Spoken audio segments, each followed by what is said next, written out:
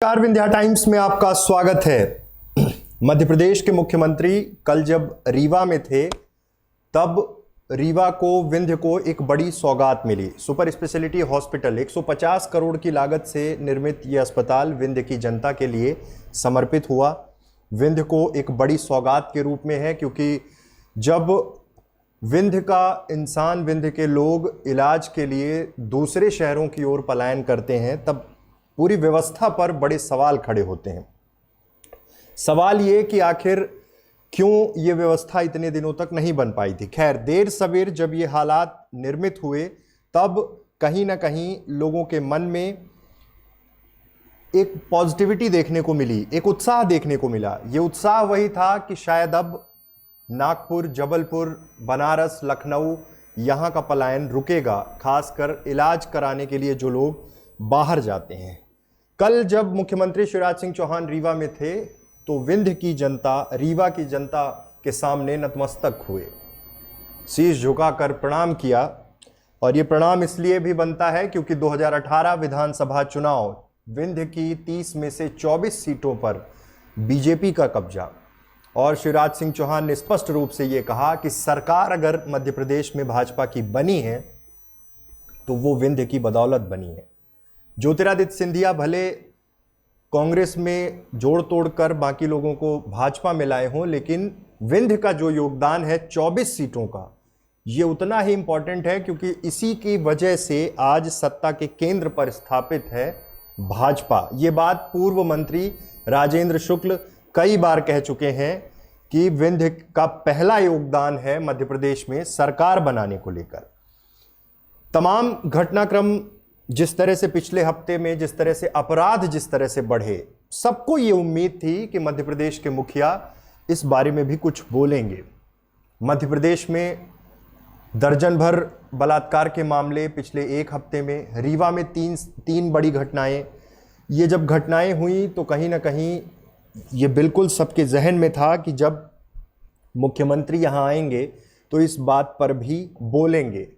जब पत्रकारों ने सवाल किया हेलीपैड में, तब बोले कि घटनाएं हो रही हैं लेकिन प्रशासन, सरकार, कानून व्यवस्था, पुलिस वाले कार्रवाई कर रहे हैं। इतना कहकर मुख्यमंत्री आगे बढ़ गए।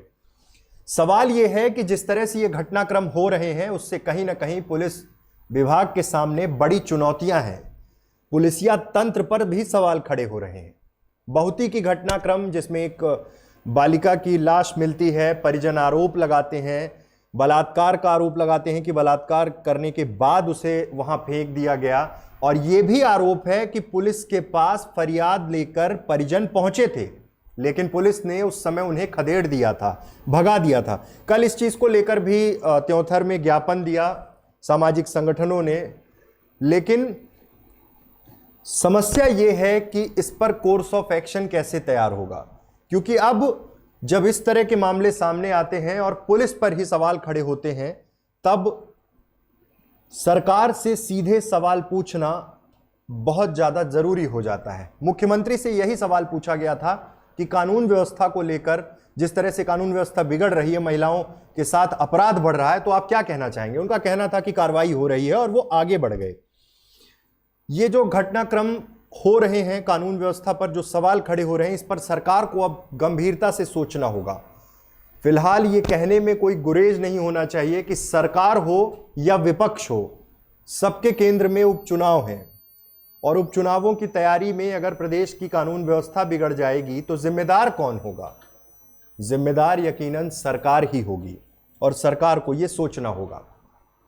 विधानसभा चुनाव में मिली प्रचंड जीत का श्रेय जनता को देने, और कल जो लोकार्पण कार्यक्रम हुआ उसमें जब मुख्यमंत्री पहुंचे तो तमाम पार्टी के वरिष्ठ नेता, विधायक, सांसद सब मंच पर थे, और सबसे ये सवाल है इस न्यूज़ रिपोर्ट के माध्यम से कि कानून व्यवस्था को लेकर आप कब गंभीरता से पब्लिक के बीच में आएंगे, कुछ बोलेंगे, कब आप वो प्रेशर पॉलिटिक्स करेंगे, कानून के जिम्मेदार अधिकारियों से कब बात करेंगे कि जिले में जिस तरह के हालात हैं उसका जिम्मेदार कौन है।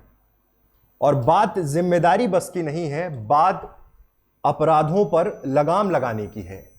बात है कि किसी भी तरह से बिगड़ी कानून व्यवस्था को फिर से पटरी पर लाने की है और इसके लिए क्या प्रयास किए जाएंगे।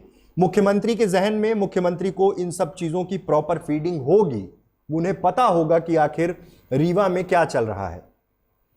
और जब अपोजिशन की ओर से भी आवाज़ें उठने लगेंगी तब जिम्मेदारियां और बड़ी हो जाती हैं।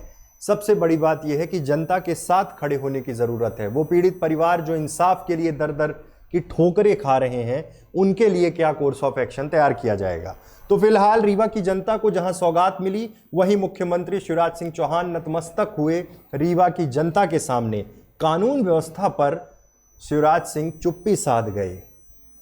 क्या वजह है, ये आने वाला वक्त बताएगा। अगर व्यवस्था दुरुस्त होती है तो साफ है कि सख्त लहजों में निर्देश दिए गए होंगे, और अगर व्यवस्था उसी तरह से चलती रही तो मतलब पूरा केंद्र उपचुनावों पर है, पूरा ध्यान उपचुनावों पर है।